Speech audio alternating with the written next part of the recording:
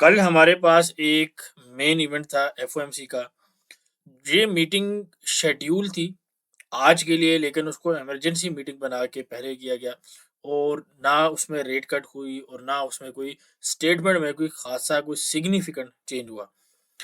और press conference की जाती है। प्रेस कॉन्फ्रेंस में यही बताया जाता है कि हम अभी जो है डाटा डिपेंडेंट चलेंगे, इन्फ्लेशन हाई जा रही है, लेकिन स्टिल हमारी कोशिश ये होगी कि रेट को पॉज रखा जाए और या रेट कट के बारे में कोई इंडिकेशन नहीं देगी फिलहाल। और डिफरेंट जो बैंक्स हैं उनकी जो फोरकास्टिंग है वो यही बता रही है कि फिलहाल शायद जून जुलाई तक भी रेट कट देखने को ना मिले। दूसरा, इस इवेंट को हमने कल लाइव कवर किया था और आपको लाइव ही बताया गया था कि प्रेस कॉन्फ्रेंस के बीच में आपको ट्रंप का कोई ट्वीट देखने को मिल सकता है। बहरहाल प्रेस कॉन्फ्रेंस के बीच में तो नहीं, लेकिन ये है कि प्रेस कॉन्फ्रेंस खत्म होने के बाद आपको कुछ ट्वीट्स ट्रंप की तरफ देखने को मिले और जिसमें उसने क्लियरली क्रिटिसाइज किया है कि फेड जो है ऐसे कर सकता था, वैसे कर सकता था, ज़्यादा बेहतर काम कर सकता था। थोड़ी सी जो है थोड़ी सी क्लास ली गई है, लेकिन ये है कि अब बाइडन की जो पॉलिसीज हैं उनको लेके आगे जाया जा रहा है और ट्रंप के लिए मुश्किलें जो है वो क्रिएट की जाएंगी। बहरहाल देखते हैं कि किस तरीके से ये चीज़ें चलती हैं इन दोनों की वॉर के अंदर, एक हसल के अंदर, दोनों की जो आपस में एक दूसरे के लिए है। देखते हैं कि वो किस साइड पे लेके जाती है मार्केट्स को। ऑल्दो अगर हम टेक्निकल एनालिसिस देखें और फंडामेंटल एनालिसिस देखें तो फंडामेंटल थोड़ा सा देख लेते हैं। कल तो हमारे पास एफओएमसी हो गया ना। आज के दिन हमारे पास जो मेन इवेंट है वो एडवांस जीडीपी का डाटा है और ये जीडीपी का डाटा अगर आज के दिन, ये वाले डाटा की बात करूं, अगर ये डाटा भी हमारे पास थोड़ा सा डाउन साइड के ऊपर आता है तो स्टॉक मार्केट यूएस की आप अच्छी खासी नीचे देख सकते हो। ठीक है। और बिटकॉइन क्रिप्टो भी आप अच्छा खासा नीचे देख सकते हो। इसका मतलब ये है कि एक तो फेड ने थोड़ा सा हॉकिश स्टांस जो है वो पकड़ा है और दूसरा, अगर तो अर्निंग्स और जीडीपी की वैल्यू भी नीचे वाली साइड के ऊपर आ रही है तो इसका मतलब है कि वीकर इकोनॉमी वाली साइड के ऊपर जा रहा है और इसका मतलब है कि लोग थोड़ा सा बेरिश होंगे and that is bearish for all the US stocks and the crypto as well. ठीक है। गोल्ड के ऊपर भी थोड़ा बहुत इफेक्ट इसके ऊपर रहेगा, लेकिन एक ज्यादा जो मेजर इफेक्ट है वो आपके पास यूएस स्टॉक के ऊपर रहेगा। उसके अलावा कल जो मेजर इवेंट है वो ईसीबी की प्रेस कॉन्फ्रेंस है। ईसीबी की प्रेस कॉन्फ्रेंस हमारे पास डिक्सी से रिलेटेड है, यूरो डॉलर से रिलेटेड है, दोनों को कवर करते हैं। तो before moving to that part, अगर 10 ईयर्स को देखेंगे तो हमारे पास यहाँ पे आपको मैंने बताया था कि ये हमारे पास एक बेयर फ्लैग है, इसी का रेप्लिकेशन लगाया है और यही तकरीबन आपके पास इसकी सप्लाई डिमांड के हिसाब से ये एरिया बनता है। एनी हाउ, यहाँ से मार्केट अभी तक स्टिल रेंज कर रही है और अगर आप यहाँ से रोटेटेड रेक्टेंगल का एक टूल लगाएंगे, इसको हम क्लोज कर देते हैं। तो यहाँ से अगर आप रोटेटेड रेक्टेंगल का एक टूल लगाएंगे, यहाँ पे आप देखेंगे कि मार्केट स्टिल एक रेंज कर रही है। ठीक है, अभी आपको थोड़ा सा क्लियर नजर आएगा और जब तक इस रेंज से टूटती नहीं है तो हम एक क्लियर डायरेक्शन नहीं दे सकते। लेकिन अभी अगर प्राइस एक्शन को देखा जाए तो लग यही रहा है कि मार्केट फर्दर डाउन साइड की जाने के लिए रेडी बैठी है। ठीक है।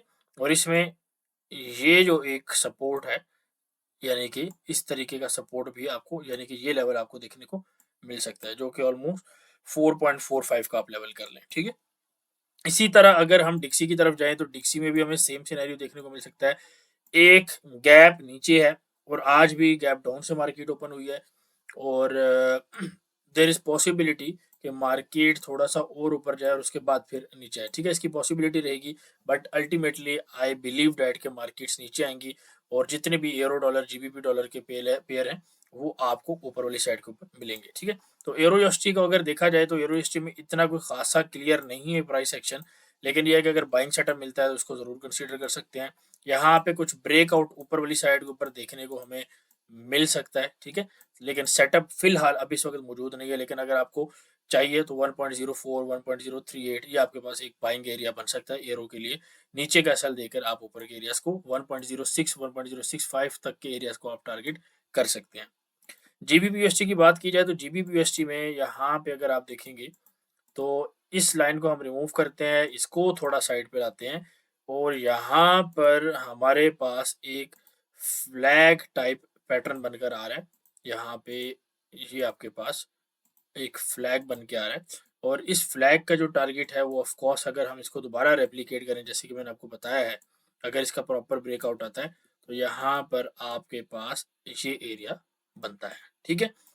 तो ये हमने 3 क्यों ले इसके ऊपर बात करेंगे हम, ठीक है। काफ़ी ज़्यादा चीज़ें हैं मार्केट्स के अंदर जो कि सीक्रेट्स हैं और कोर्सेज़ में या यूट्यूब वीडियोज़ में नहीं बताई जाती। इंशाल्लाह आपको यहाँ पे सीखने को मिलेगा और बहरहाल ये हमारा एक है लेकिन यहाँ पे ऊपर एक प्रॉपर ब्रेकआउट आना ज़रूरी है, ठीक है।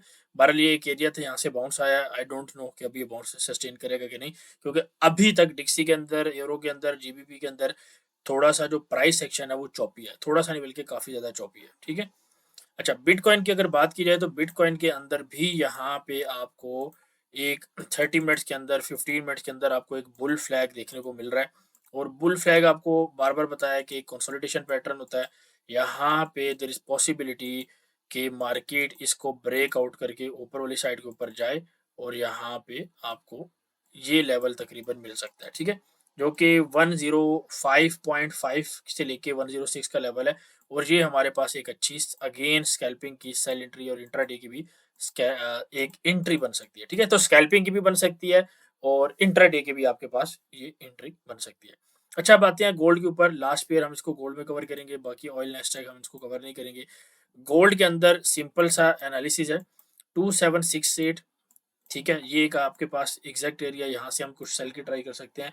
अगर एरिया वाइज देखा जाए तो 2768 से लेकर 2776 ये एक हमारे पास एक एरिया है, यहाँ से हम थोड़ा सा सेल को ट्राई करेंगे और उसके बाद 2782 से लेकर 2786.5 अगर इसको कर लिया जाए तो दैट इज मच बेटर, ताकि एक राउंड फिगर हमारे पास रहे, ठीक है।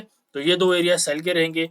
बाय जो है आपके पास अगेन मार्केट तकरीबन 48 के पास से अगर निकले तो ज़्यादा बेहतर है, ठीक है। लेकिन बाय वाली साइड के ऊपर अगेन मैं थोड़ा सा इंक्लाइंड नहीं हूँ अनटिल अनलेस मार्केट 2720 2689 के एरिया नहीं आती, तो उधर से मैं अगर कुछ बाइंग वाली साइड के ऊपर देखूँ तो हम उसको ज़्यादा प्रेफर करेंगे।